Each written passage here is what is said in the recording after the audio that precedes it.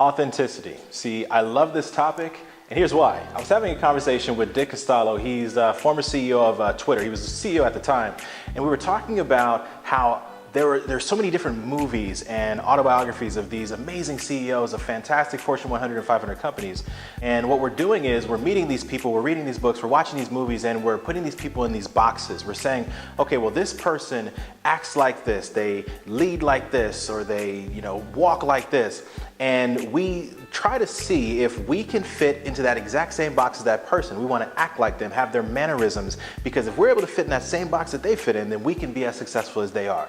And unfortunately, what we're doing is we're doing ourselves and that person an injustice, assuming that that person is always going to be that way. But if you actually think about it, that person during that time of that event, movie, or what have you, us meeting them, or even just now in history, they're not going to be the same person then as they were 5 to 10 years before that, or even 5 to 10 years after that.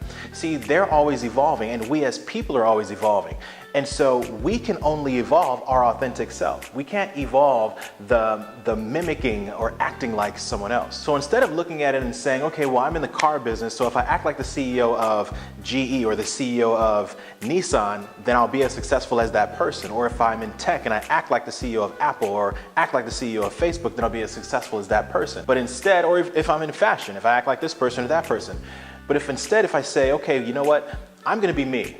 I'm gonna have the confidence of maybe those specific individuals. But as far as my actual mannerisms, as far as who I am as an individual, if I am authentic to myself and I leave the door open for my own evolution with how I engage with my team and my company and how I grow as an individual. The most important thing is to be authentic to you, and within how you engage with your team, clearly communicate with them. Because if you don't communicate with your team the right way, no matter your leadership style, it doesn't matter if you're similar to the characteristics or mannerisms of a Howard Schultz or a Bill Gates or a Warren Buffett or a Ted Turner, it doesn't matter.